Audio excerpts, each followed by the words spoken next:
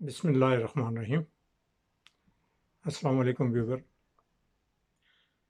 پہلی گفتگو جو ہے وہ کرونا سے شروع کر رہا ہوں، کیونکہ اس کی وجہ سے پوری دنیا پہ برے اثرات پڑے ہیں، جس کے لیے الحمدللہ ہمیں شکر ادا کرنا چاہیے اللہ کا کہ جس نے ہمیں سرخرو کیا اور ہمیں بچائے رکھا۔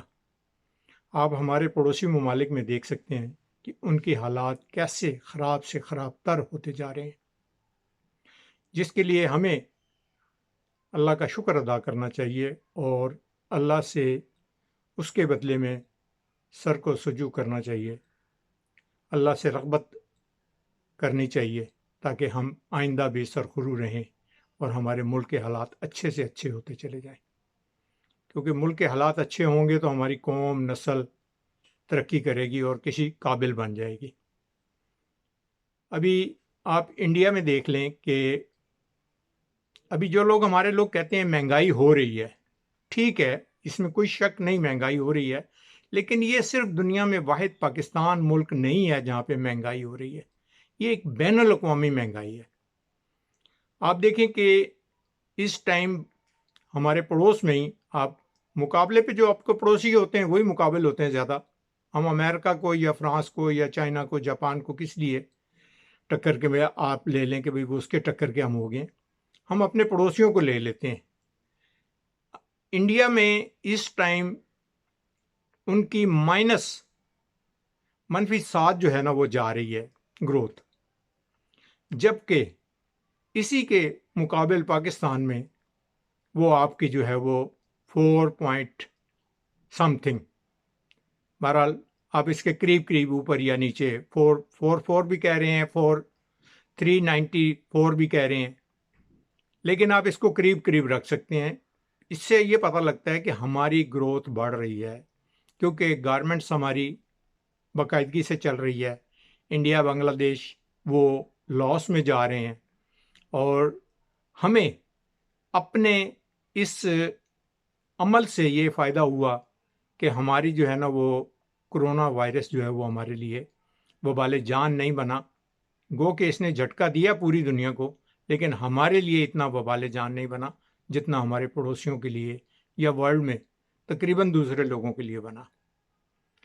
آپ دیکھیں کہ ہماری گروتھ جو ہے وہ دن بدن اوپر کی طرف جا رہی ہے۔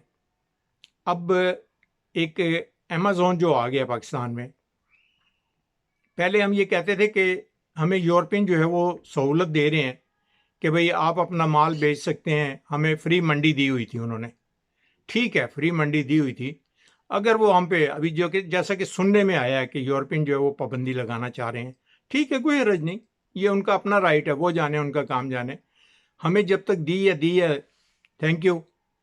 لیکن اب ایمیزون ایک ایسی ہمارے پاس منڈی آ گئی ہے کہ جو یہی سمجھ آپ یورپ پھر دوبارہ آپ کے ہاتھ میں آ گئے، آپ اس میں یہ فائدہ لے سکتے ہیں کہ آپ کو ایمیزون سے وہ گھر بیٹھے آپ وہی چیز ڈیلیور کر سکتے ہیں جو کہ یہاں پہ آپ نے ڈیلیور کرنی تھی، پھر یہاں سے یورپ پھر مارکیٹ میں جانا تھا اور بکنا تھا، وہ اب آپ کو کسٹمر جو ہے وہ آپ کے گھر پہ آپ کو مل رہا ہے، اور اس سے آپ جو ہے وہ اپنا مال بیچ سکتے ہیں۔ ایمیزون سے آپ مال بیچیں گے، یہ بھی ایک آپ کے لیے ایک پوری دنیا جو ہے نا وہ سامنے آ گئی ہے۔ ہمیں چاہیے کہ ہم اس چیز سے بھرپور فائدہ اٹھائیں۔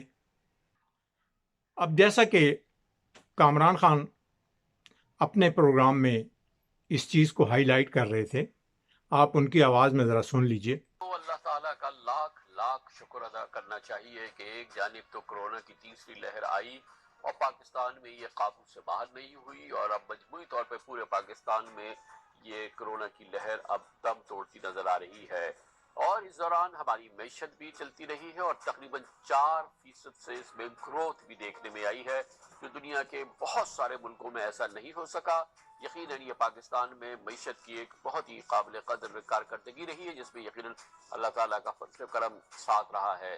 اسی کورونا نے ہمارے پڑوسی بھارت کی معیشت کو زمیں بوس کر دیا ہے۔ اس وقت بھارت اپنی تاریخ کی بدترین معاشی افتاد کا شکار ہے۔ 1947 کے بعد سے پہلی مرتبہ اس سال بھارت کی مجموعی قومی پیداوار -7.3% تک ہو چکی ہے۔ اموات بین الاقوامی جریدے کہتے ہیں کہ 40-50 لاکھ ہو چکی ہے۔ کروڑوں لوگوں کو کورونا سے متاثر ہوئے ہیں بھارت میں، اس کے مریض ہیں، اور اس کے علاوہ جو افراتفری صحت کے حوالے سے نظر آئی ہے، جو اس وقت پورے بھارت کی کیفیت رہی ہے پچھلے چند مہینوں میں، یقیناً اس کی کوئی مثال نہیں ملتی ہے۔ اسی لحاظ سے ہم سمجھتے ہیں پاکستان کی صورتحال اللہ تعالیٰ کے فضل و کرم سے بہت بہتر رہی ہے، کیونکہ بھارت میں نہ صرف یہ کہ صحت کے معاملات قابو سے باہر ہو گئے، ہسپتالوں کے معاملات قابو سے باہر ہو گئے، معیشت تو ڈھیر ہو گئی۔ دیش کی جی ڈی پی میں 40 سال بعد سب سے بڑی گراوٹ سال 2020-21 میں۔ India's GDP has shrunk -7.3% in the last financial year. India's growth rate for 2020-2021 stands at -7.3%. Corona virus نے بڑے بزنسز ہی نہیں، مڈل کلاس اور چھوٹے ویاپاریوں پر بھی بہت برا اثر ڈالا۔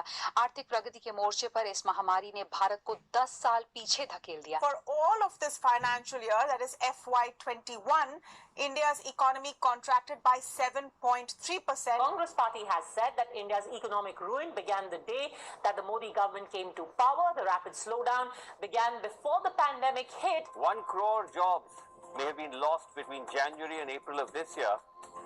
1 crore more jobs could be lost just in the month of May 2021. لوگوں کی سیونگ ختم ہو گئی ہے، ڈیمانڈ کم ہو گئی ہے، کئی ایسے سیکٹرز ہیں جن کو فزیکل انسینٹیوز دینے کی ضرورت ہے۔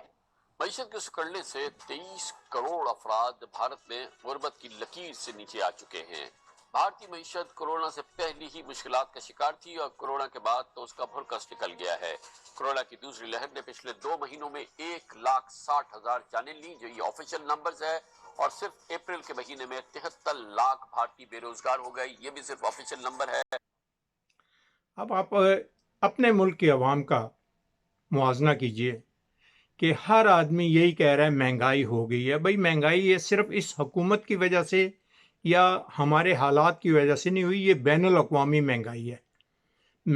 بین الاقوامی گرفت میں آئی ہوئی ہے پوری دنیا، اور جس کی وجہ سے یہ ساری چیزیں جو ہیں نا اتل پتل ہوئی ہیں۔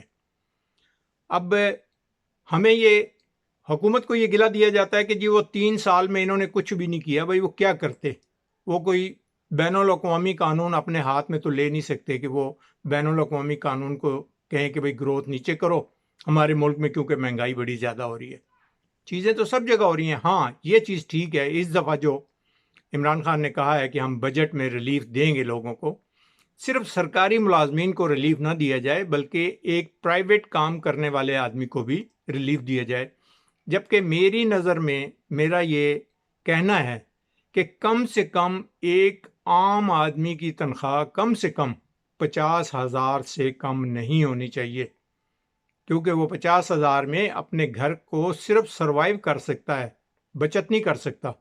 تو اس لیے سب سے بہتر یہ چیز ہے کہ اگر کم سے کم 50,000 ایک عام آدمی کی تنخواہ بن جائے تو میرا خیال ہے کہ اسے پھر وہ اتنی دقت نہیں ہوگی۔ گوگے انسان تنگ تو رہتا ہے، جو 2 لاکھ لیتا ہے وہ بھی رو رہا ہوتا ہے، جس نے مرسیڈیز گاڑی رکھی ہوتی ہے وہ بھی آگے جب پیٹرول ڈلوانے لگتا ہے تو وہ رو رہا ہوتا ہے، کہہ رہا ہوتا ہے گزارا نہیں ہو رہا میرا۔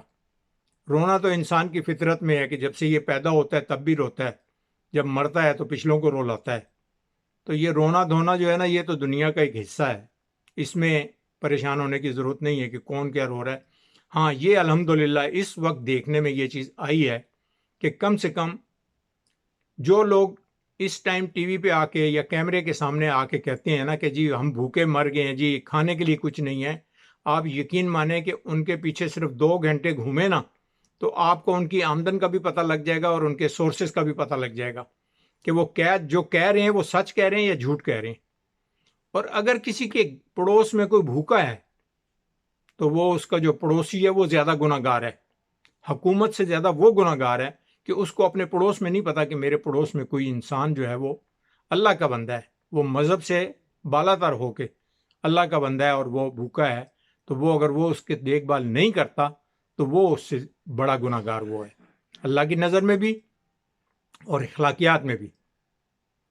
مجھے اجازت دیجیے، میں انشاءاللہ اس موضوع پہ مزید بات کروں گا، کیونکہ باتیں تو بہت لمبی ہو جاتی ہیں، لیکن مختصر سوچوں گا کہ مختصر باتیں کروں تاکہ ٹائم کم سے کم لیا جائے.